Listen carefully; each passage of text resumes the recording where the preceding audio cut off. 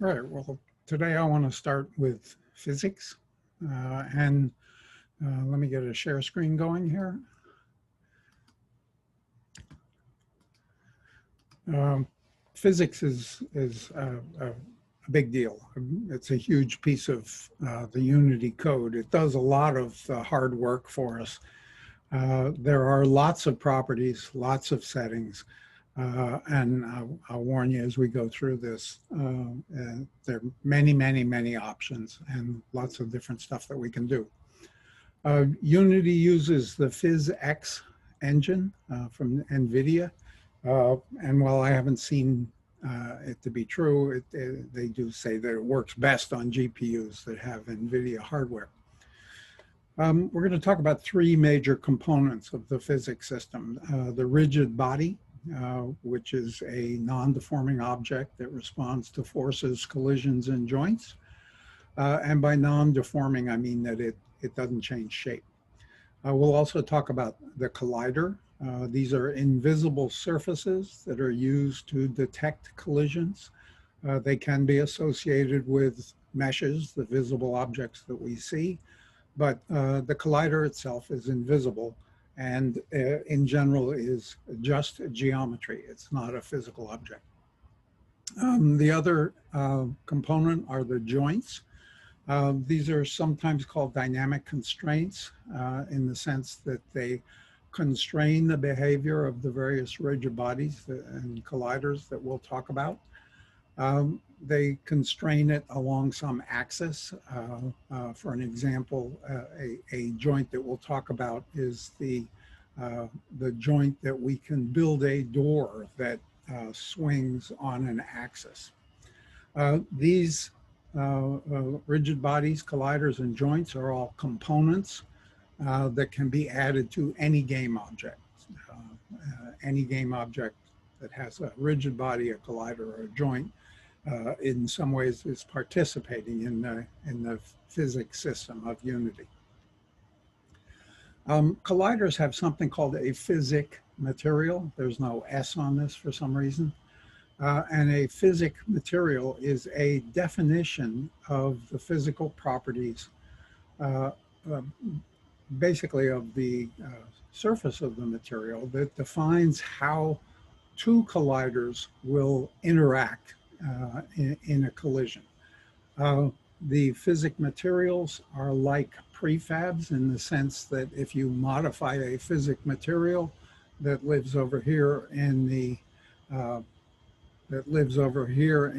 our inspector or in our project view, if you modify one of these physic materials, any collider that uses that physic material will have its properties changed. So these are kind of like prefabs.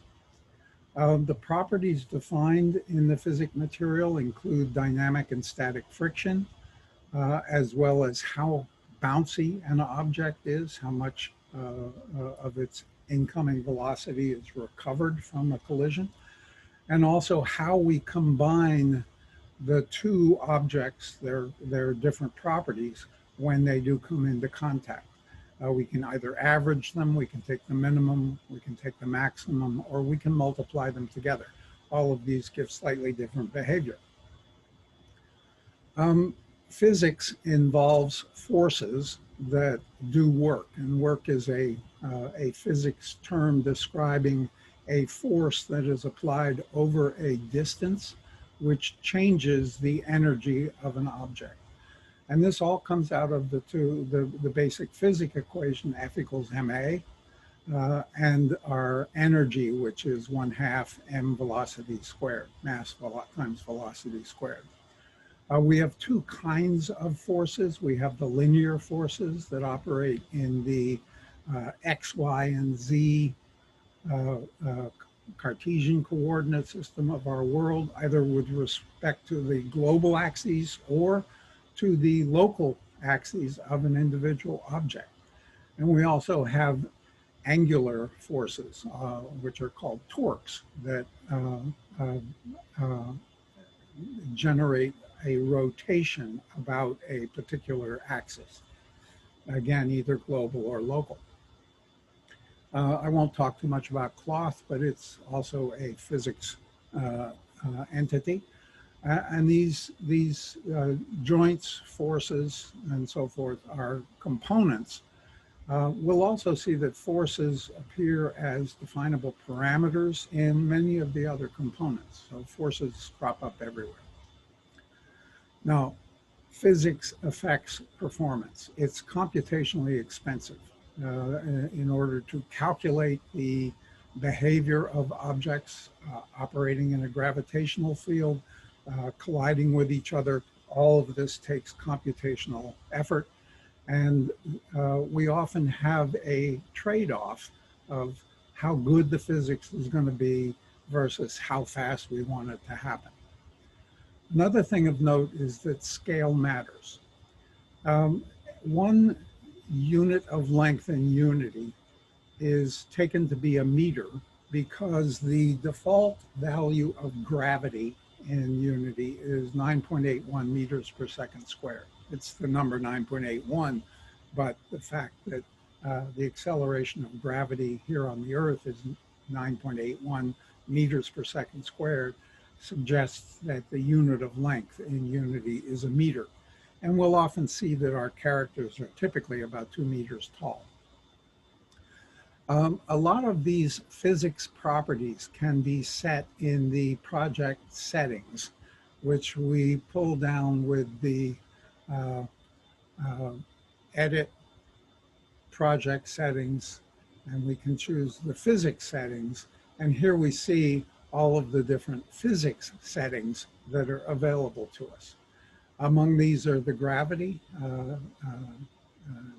The gravity is minus 9.81. It's a force down. And so this is what defines our unit of length to be a meter. We also see a default material, which is by default none. But if we add one, it becomes the default material for any object that we make. There's something called the bounce threshold, which says that two colliding objects with a relative velocity below this threshold will not bounce. And this has the effect of reducing jitter. Let me show you an example with this.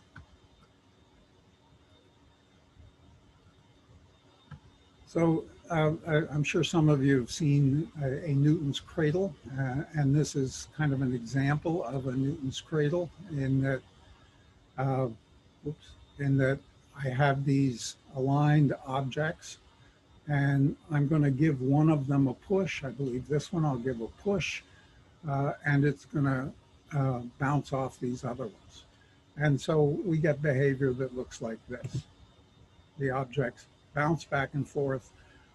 When equal masses, when a moving equal mass hits a stationary equal mass, they exchange momentum and one stops and the other one goes. Now, cube 2 here has, cube 4 here, this cube, has a little script on it that gives it a push. It has a little script that gives it an initial speed of 10. So that's the thing that's starting this, is this one cube starts off with a speed of 10. If I set this down to 1.99, and the reason I chose 1.99 is because the bounce threshold is by default 2. So if I set that down to 1.99 and I run this, they don't bounce, they stick because the velocity is less than 2. If I set this up to 2.01, now they'll bounce. So this bounce threshold limits when an object will bounce off another. They have to be moving a certain amount, a certain speed relative to each other to bounce.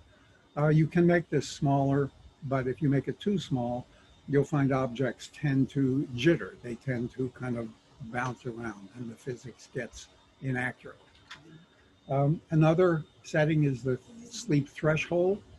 This is the kinetic energy below which rigid bodies go to sleep. This is a computational saving in that once a rigid body is sleeping, that is, it's no longer moving, it no longer requires computation, and so it takes some of the load off. There's also the contact offset, which is basically how close things have to get before a collision is detected. The default value is 0.01. Other settings are the solver iteration count. Unity is doing numerical methods to calculate this physics, solving these differential equations. And the iteration count is basically how much work you want Unity to throw at solving the physics accurately. Small numbers are less accurate, but they take fewer cycles. Big numbers are more accurate, but they require more cycles. 7's a reasonably good value. There's also the query hit triggers. We'll talk about triggers later, but if this is not enabled, various ray casts, sphere casts, and so forth will not register a collider that's marked as a trigger. There's also enable adaptive force, and this is again something that requires more computational effort, but it does a better job of figuring out the way forces are transmitted through piles of objects. Finally, there's the layer collision matrix. You remember we talked about layers back some time, and we have all these different layers, and the layer collision matrix allows you to specify that certain layers do or don't collide with each other. So you can say that the transparent FX layer does not collide with the ignore ray cast layer. This would affect the collisions between objects in different layers. And this can be useful to reduce the amount of work that things have to do. If things are never going to collide with each other, there's no reason to calculate their collisions. So I'll stop here at this point, and I'll pick up next time with rigid bodies and the other components. So I'm going to stop sharing here, and I'll stop recording, and I'll see you in class, and we'll continue this on with a subsequent lecture. Bye.